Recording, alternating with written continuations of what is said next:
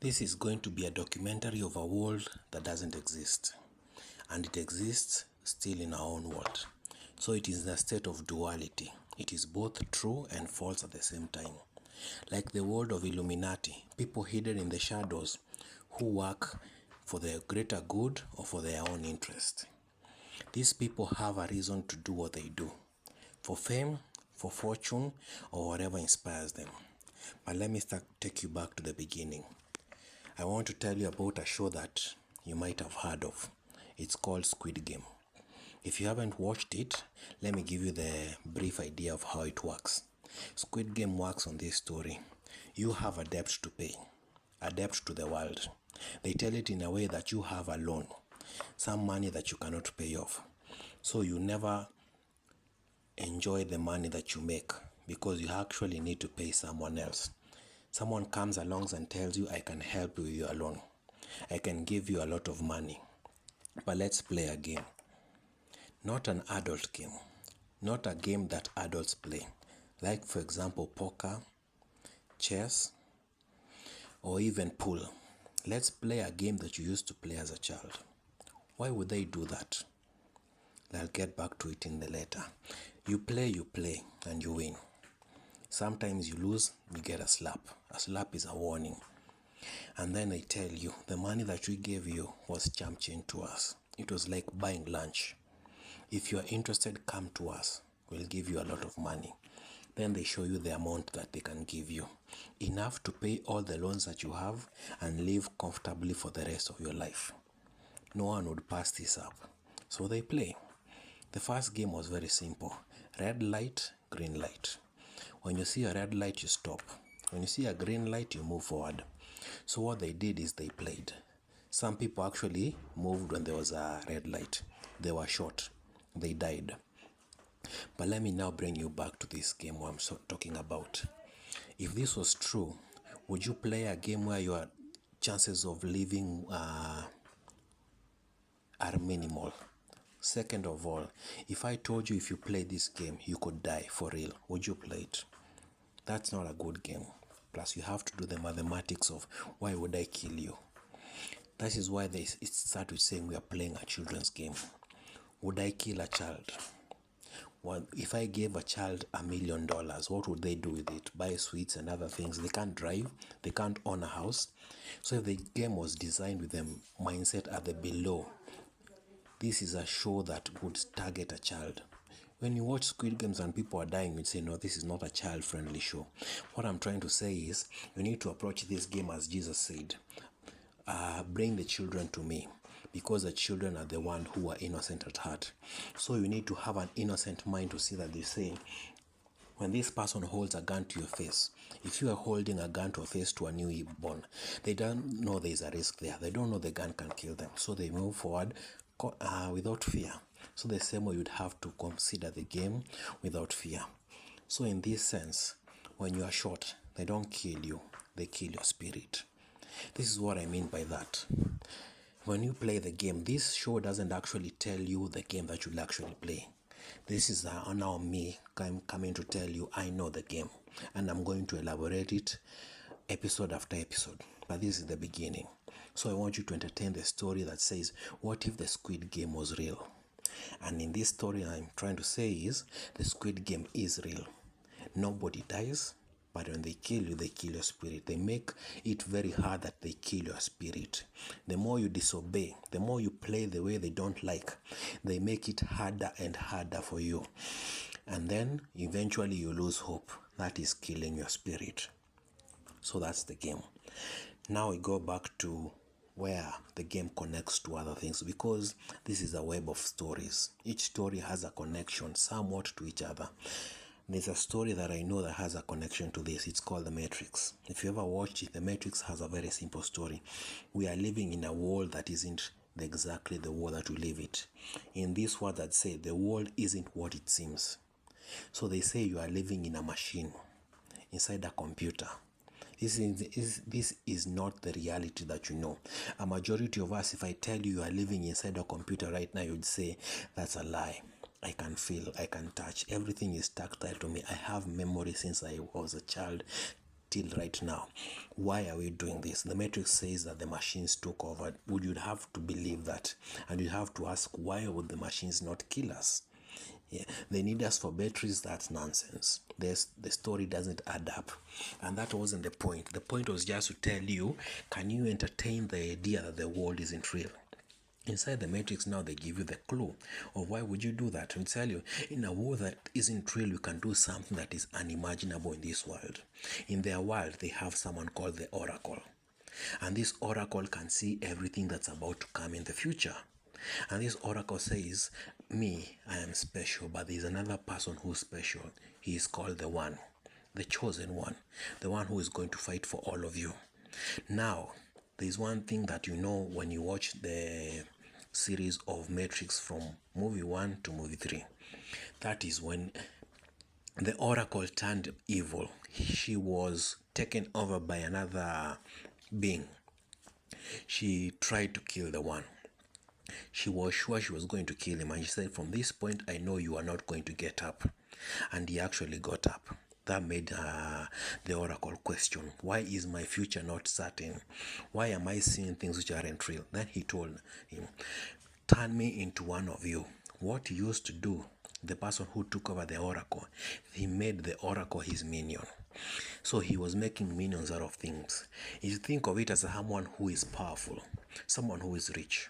He can find someone with a lot of skills, someone who's good at computers, someone who's good at designing.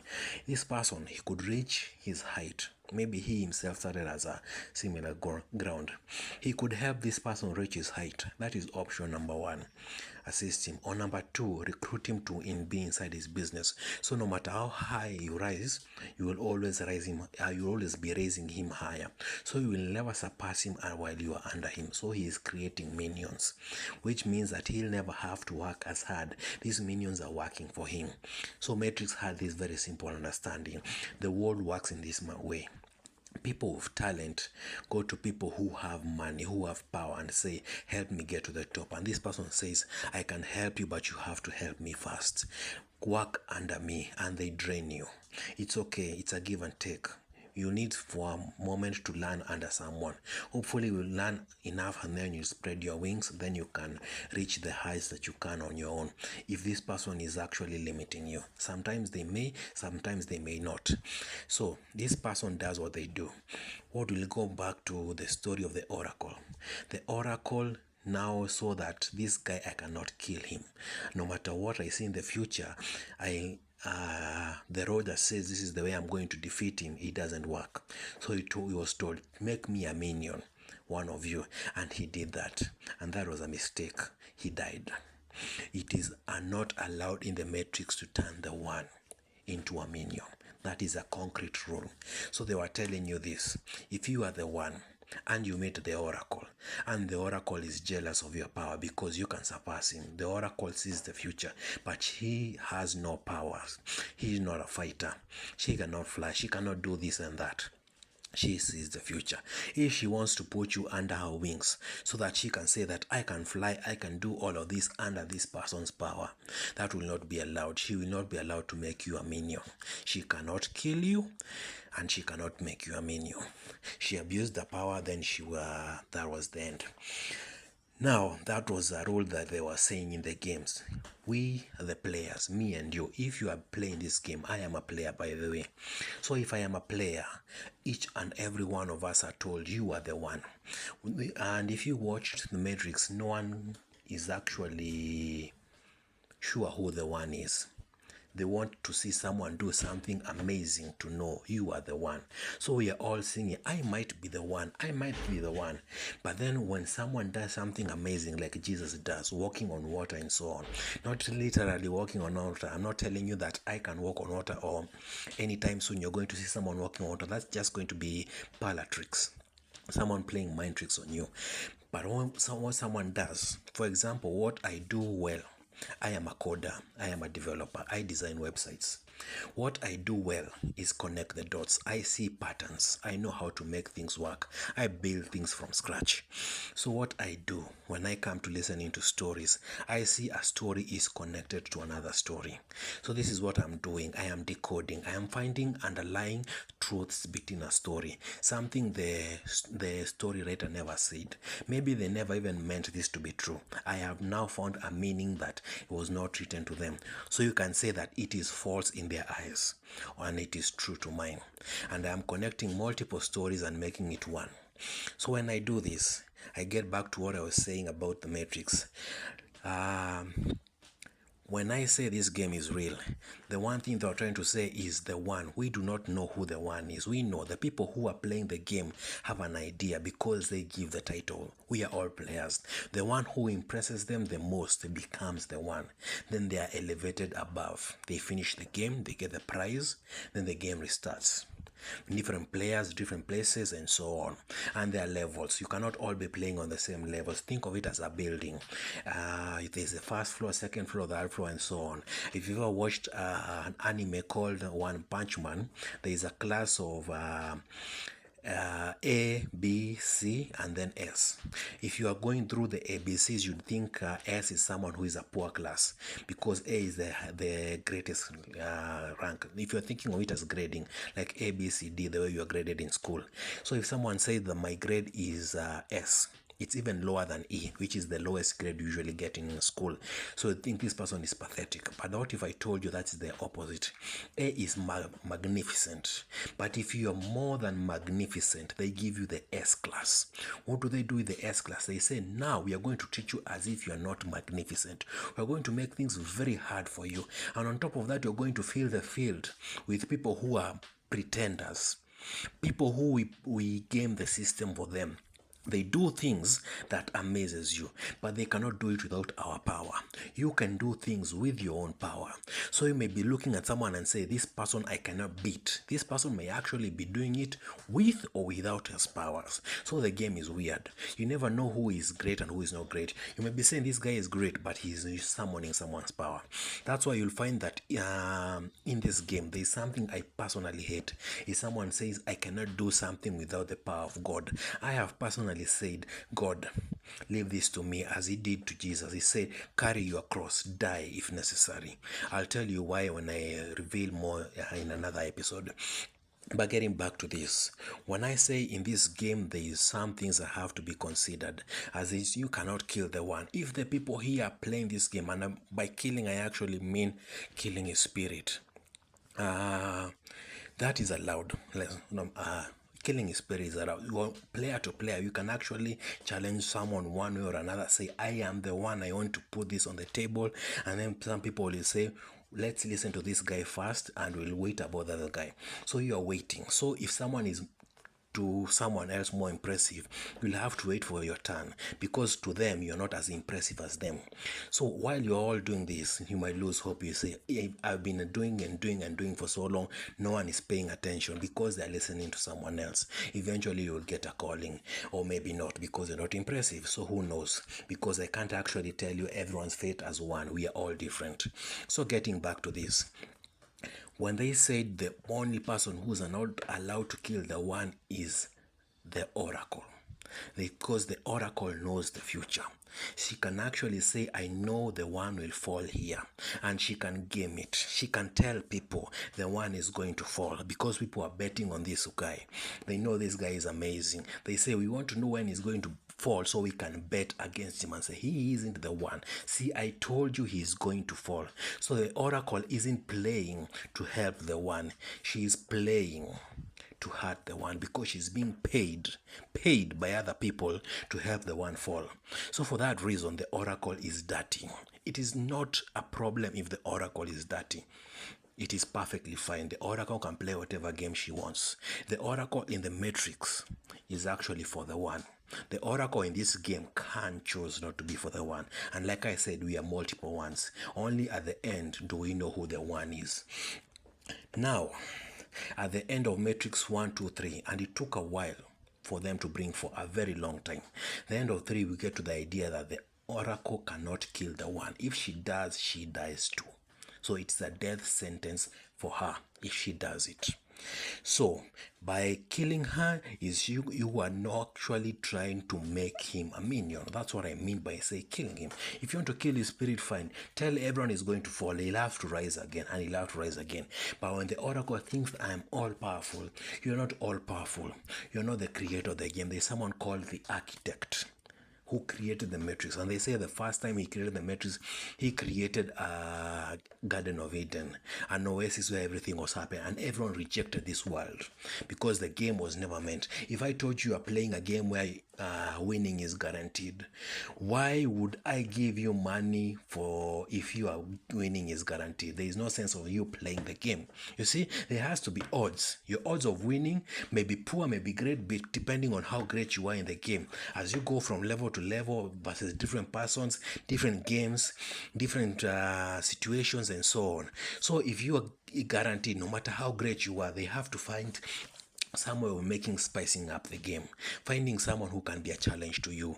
And basically, if I told you it is everyone can win, every single person, I might as well just give them money and forget about the game. So that is not a matrix. By that meaning, that's why the architect never said so, but I knew he's not creating the matrix. That's why he gave the world the oracle. He said, I'm creating a dirty world, somewhere where it is very hard to play, but you have an oracle. When you are lost, ask her for direction and she will give you. And she never gives you the whole story. She gives it in forms of riddles, like think about this, think about that. Like she told a girl called, I can't remember her name, when you meet the one you will fall in love. That's why you'll know he is the one. So she never knew. She just said, am I in love with this person? No, he's not the one. Am I in love with this person? No, he's not the one. That's the only light she has. No, never told that the one would be wearing glasses, would look like this, his name will be called Neo, and so on. There were no specifics. There were just vagueness. So it was a road for her to take. That's basically how oracles tend to work. Now back to this. Now it takes a while and the oracle plays this game. When I tell you there is an oracle, there is an oracle.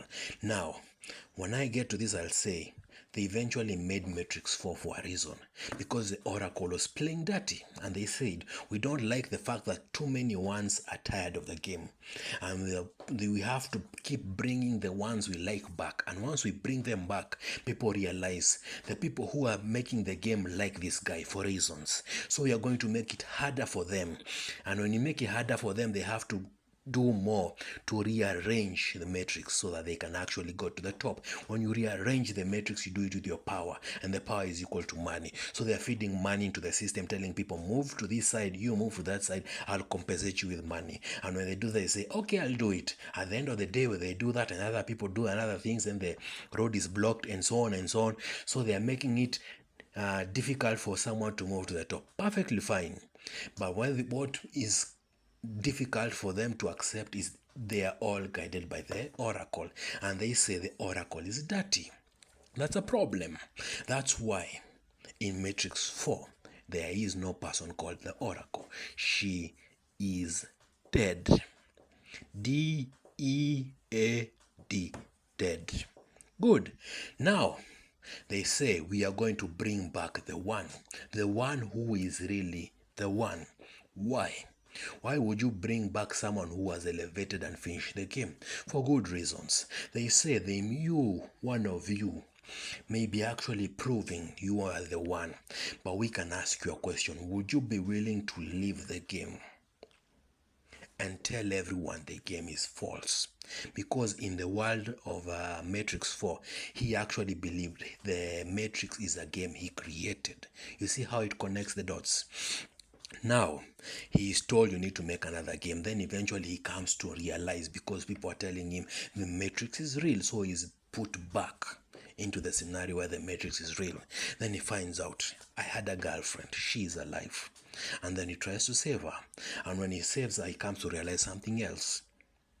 We are powerful together. And then the answer of why are we powerful together is we are both the one. So the power of the one has been split into two. For the ability to ascend, see at the world of the matrix, and then influence it, then go back into the matrix, you will be more powerful than the oracle, because you know you will be as equal. as the architect, the one who created the matrix, because you have influence, you have set the rules of how the games will be played, so it is easy for you to win. But then they tell you there is another one. You think it's your girlfriend. No, there is another person out there who also is gunning for the top. Maybe they went to the top, maybe they did not, but they are as powerful as you, as controlling the rules of the game. You are both now fighting from the top. That's why the matrix says the two of them are now the one. And if you watch the matrix, they actually reaches a point where there is a person who can slow down time. He is not powerful enough to fight someone who is really good at kung fu, but he says, I can slow down time to the point where you are frozen. You cannot fight me when you are frozen. So he says, I am more powerful than you. That's why he says, I can move like a god. And that person is the one who comes in and assesses everything that you do and then leaves, and you never see him. He is a god. That's the matrix saying that while you sleep, we come and watch. If you ever watched a show called Fringe, Fringee, there is a point where there's people called observers. They're supposed to be us in the future. One of them breaks the rules. He becomes too attached to people, and he gets shot trying to save a girl, and eventually he's about to die. Then other observers come and rescue him. Now they moved so fast nobody saw what happened. That is the way they are. So in the same way that right now what we are doing, they can say they are observers. But let's get back to that reality. Do I believe there are people who are moving faster than light in this world? No. But there are ways people can convince you there is. So it's both true and false at the same time.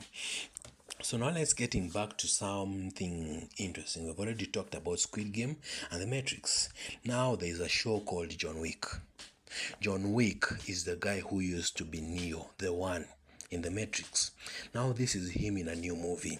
And the guy who taught him how to fight in the Matrix is now someone who is dealing with the doves. And doves, as you know, is a sign of peace.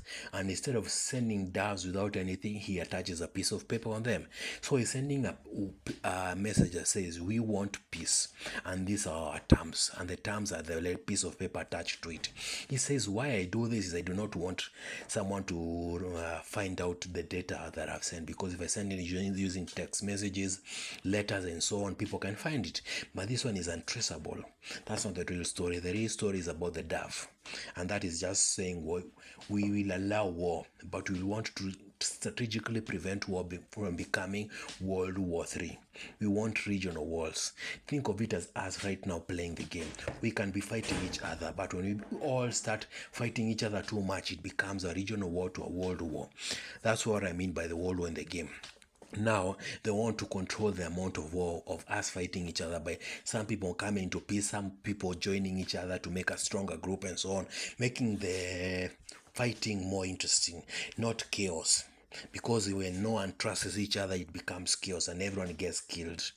That's what they are trying to avoid, because if everyone gets killed, and by killed I mean killing your spirit, because if everyone is backstabbing everyone, at this point the game will never move forward. No one will trust anyone, because you have history of backstabbing someone. Why should I trust you? You will say, I have a reason to stab him. He stabbed me first, or he did this. I say, okay, maybe you have a reason, but how can I trust you? They have to be people who are proven to have valor, people who have a word. So that's why they have some people with valor, and I am one of them. In this game, I am someone who speaks the truth as much as I can. I keep some things hidden, and sometimes I lie, but majority of the time I talk the truth, because I have my reasons. I have tried to play this game as a silent person, taking this data and keeping it to myself. This has not worked for me. The moment that I started to do this, people started to say, I cannot see how you're connecting the dots, because we're supposed to talk in code, giving people hints of the lights that you've seen. But the hints of the lights that I'm seeing, people are saying, I can't see where you're going with this. So that I would say, this guy is actually like acting like he's crazy. And I have gone to rehab twice. I used to smoke weed. I used to drink. But now, they have taken me to rehab 3 times, and I came to realize the reason that they took me to rehab is quite simple. Because if I am someone to be aspired to, and I am taking drugs. They'll take me as a kung fu master, the drunken master. If you've ever seen the movie of Drunken Master, it's a kung fu guy uh, who is great at fighting when he's drunk, but poor at fighting when he's sober. So they say, this guy, we have to get him drunk for him to spill our secrets, because the real reason people get you drunk, in the real literal sense of getting you drunk, is so you spill secrets. Drunk people do not value what they have in their minds, so they get you drunk so that you can spill your secrets, and then they prove at that moment where you've proven who you are. If you spilled your secrets to the right person, they'll know this guy has connected the dots, and that way you have proven you are a drunken master. But if you drink with someone who is just another guy, that guy is going to steal your secrets, and that is not being a kung fu master who is a drunken master. So back to this. When John Wick, he finds his teacher, and his teacher has a dove, and he's sending information. He has to ask himself, why am I here? Or why am I telling you about John Wick? It's simple. They say John Wick wanted to go on a revenge because someone killed his dog. And when you think about a dog, it is a friend. It's a code word of saying someone killed your friend. But when you say it's a dog, it can be both true and false. Someone going through a murder spree for an animal, that person seems to not value human life of an animal's life, which is basically how we see the world. If someone knocks down your dog with a car, you're not going to take out your gun and kill him and then try and justify it to the judge. The judge will say the dog is not as valuable as the human life. That is the law of a world. But when he says the dog's value is worth a person's life, he's saying that wasn't a normal dog, that was a person. And I can now connect the dots later on, but now let's entertain and move forward.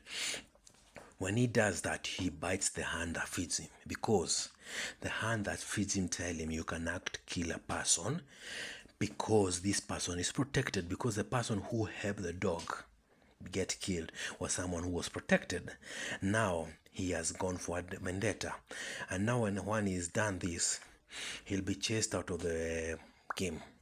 He can no longer play, because now he's killed someone who was supposed to play, and now the doors has been closed. When the doors has been closed, think of it as the Garden of Eden. The Garden of Eden was protected by an angel with a flaming sword. Now, if you think of it as an angel with a flaming sword, that is a sign on a door, which means you cannot enter this door unless you can solve this riddle. And if you attempt to use force, to brute force or brute hacking, think of it as brute force hacking, where you try and guess anything. Like brute force hacking is where when someone wants to guess your password, they write a program that can go through every single word they can imagine. Eventually it might find your password. But that's why usually we are systems like anywhere you log in, if it's secure, if you try let's say about 10 times, it says okay, stop. The next time I'm going to allow you to try again is in 10 minutes. You fail again, it's 20 minutes. You fail again, it's an hour. You fail again, it's 3 hours.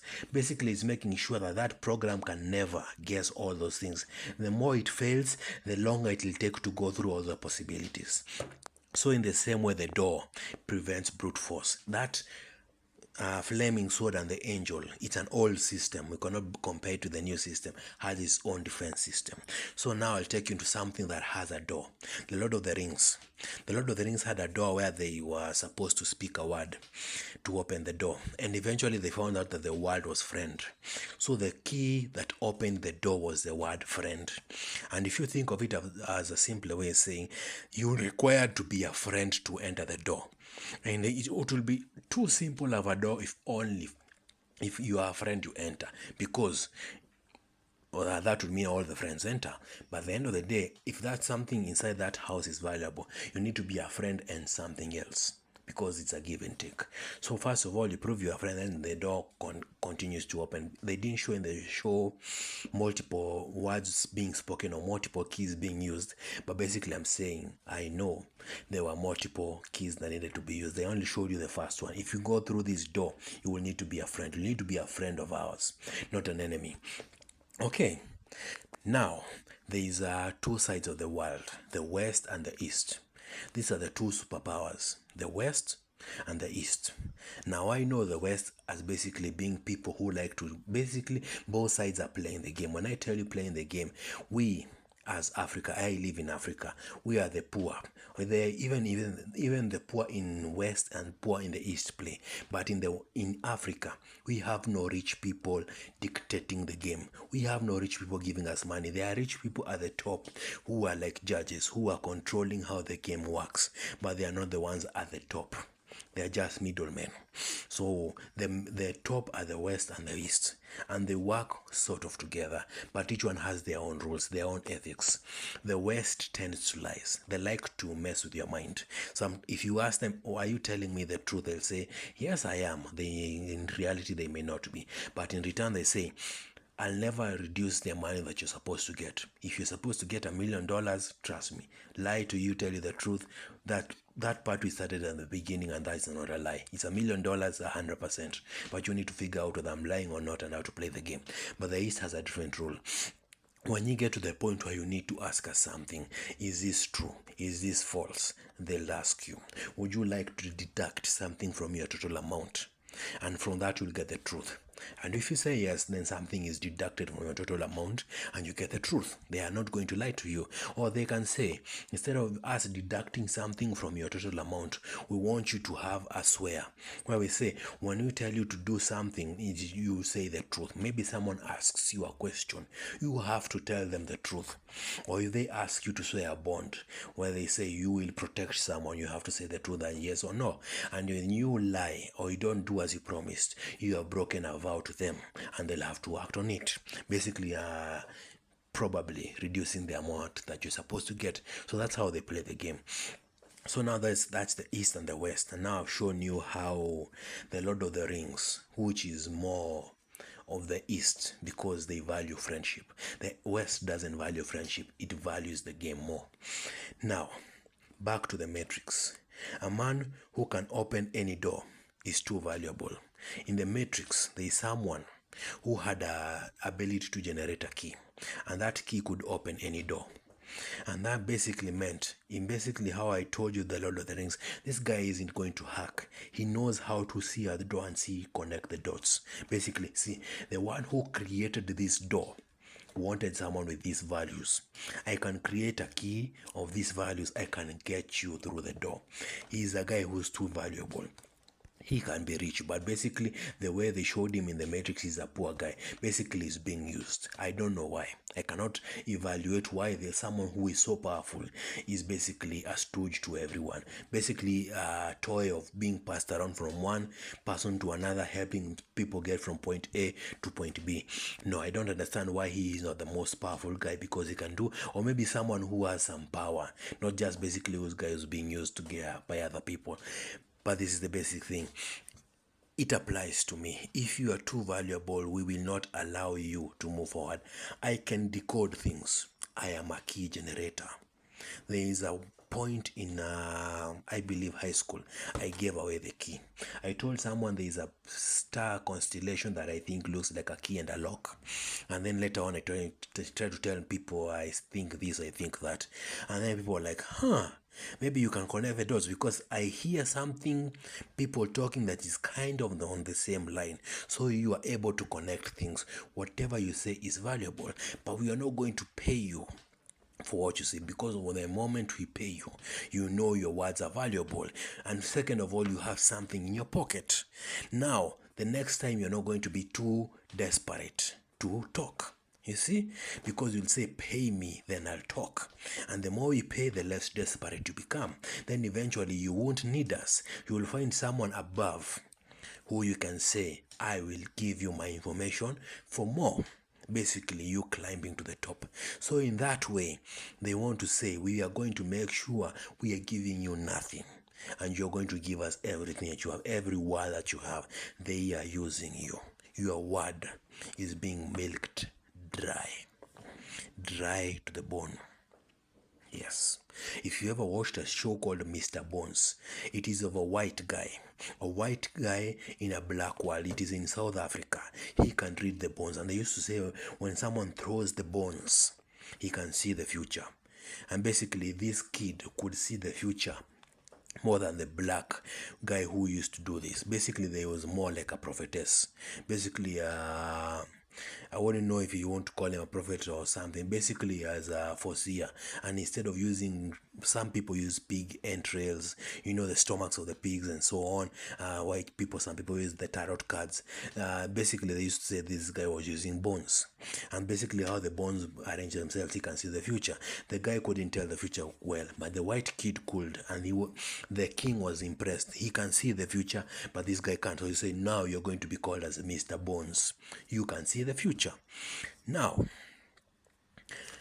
when I say you can see the future and you're being used, what do? You can hold it in and hope someone finds you, or you can let it all out and scream in anger, why are you forsaking me?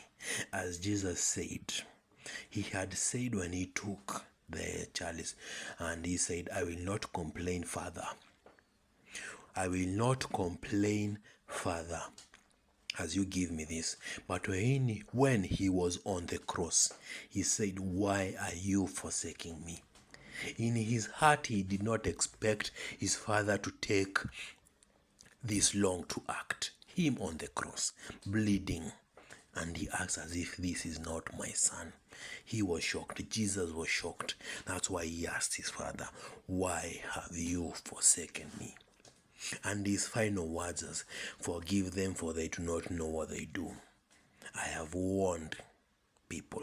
If you expect me to act like a righteous Christian and say, Father, the people who are controlling this game, forgive them, for they do not know what they do, I warn you for the last time. In this episode, I have told you, if you read my bio, I have given my Twitter account handle, so you can find it. It's called Data Matrix Null. Data Matrix Null. And basically, I've been telling people, anyone who has been reading my tweets, and some people have been showing me they cannot understand what I'm saying. If you know what's going on, be warned. Be warned.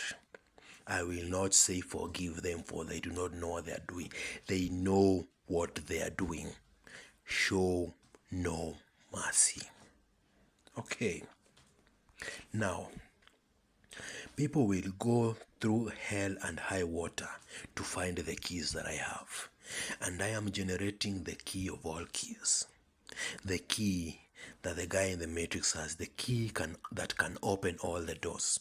I am deciphering every story that I can find, every single one, connecting the dots, making the grand tapestry, and leaving all there and saying, I do not value it for a single cent. If you're going to give me something in return, forget the millions. Buy me a meal. Food. Yes. Something that rots. Something that if it does not get to me in time, loses its value. That's the game that I'm playing. Now, as a madman, you'd say, you would trade money for food. Why not keep the money? You can buy the food with it. I know what I am doing. If the game is real, entertain me. What if the game is real? And in simplest sense, if you who is listening to me now says, this guy, he is interesting, I'd like to buy him a coffee. That's the game in the minimalist sense. That's toss a coin to the witcher or valley of plenty. I'm not saying you should do this. By all means, if you do this, must, and first of all, I reiterate, find my story interesting. I am not in any financial difficulty. I can eat, I can sleep, I'm well. If you find the story interesting, toss a coin to the witcher. If you find this story of the world that I'm creating interesting, I'll be posting, I think, every so often as I find more dots to more stories to sell. At first, frequently, then after a while, less so, because it takes a while to get more data. But right now, I'm going to basically post the wall that I've been showing on Twitter right now to you here, easy to understand, easy to digest the whole picture in audio format, where in tweets you have to go through tweet by tweet, limited content because the tweet length is about short. So you may actually say, eventually I'm having a harder time trying to connect the dots, because I read a tweet, this tweet ends, and then another tweet starts on a different place. I'm not having a hard point seeing your picture, but I hope this helps. So what I say, if you like to listen to my story, I like to make it into a documentary, show you this world is real. And the point of me doing this is actually going back to how Matrix 4 did. I am cracking the world, because if I reveal the game is real, like Squid Game, they used to play this game that basically you hit two papers and one flips. You see, you hit two papers and one flips. And if I basically say the game is you hit two papers and one flips, and basically anyone who says if you want to get inside you have to flip two papers and one flip, there is a meaning for them, not for me. They basically had colors. One was, I think, was blue, the other was red, and basically you can try and get some data out of it, because if you say what's blue and red together, that's the police. And if you don't put them together, blue is someone says basically inside I'm sad, and red is basically I'm angry. So you see, if you're working alone, where basically one guy is red, one guy is blue, and they start to mix too much of them, you mix too many people who are blue, too many people who are red, then there's a danger situation, because the blue people will start turning red, and some of the red will start turning blue. So the oscillation now creates the light shows, and from that light shows the police come and they say enough is enough. We like people who are constant in their game. They don't switch from one state to the other. So basically, without me saying, now me revealing this basically now nullifies. If basically you know you are looking for someone who does one thing, flips the paper, and basically you say, if by flipping the paper is very easy to understand. If you read my story, like the way people plagiarize stories, you edit it, add your own perspective and so on and so on, and now it's your own story. Now you have flipped the paper. You see, I am the source. You can quote me, or you can choose not to quote me. You can now become the source. You see?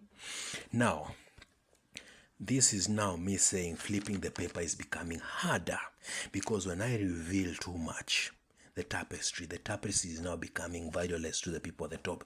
Because if everyone can navigate easily, why would they not make it harder? It will become too easy for people to win. I want to make it harder for people to win, even if it makes it harder for me myself. Because by not keeping a secret, it's making it harder for me. Now let me finish with this by saying, someone who finds this key needs someone who knows how to pick locks. So if you find the key that I'm giving you, don't think that key you can use it directly and just unlock it. They'll say, we have heard these stories. They are on my Twitter account. If these people, and I believe they are real, exist, they have read my tweets. They have AI today. AI can basically go through all my tweets in a jiffy and summarize it. So they basically don't even have to do it manually, more or less. Now they have audio also. So now it's then become easier to condense the information. So basically, whether they have someone read it or not, eventually, if they have someone who says, you have come with a key, that key was generated by that guy, he threw it away, he did not value it. Yes, you found that key. Perfect. Now, do not think that is the only lock you will need to unlock. You will need to unlock a door. And if you ever watch the Avatar basically channels air through locks, and the locks turn. So basically, you need to be channeling locks, basically channeling data through locks.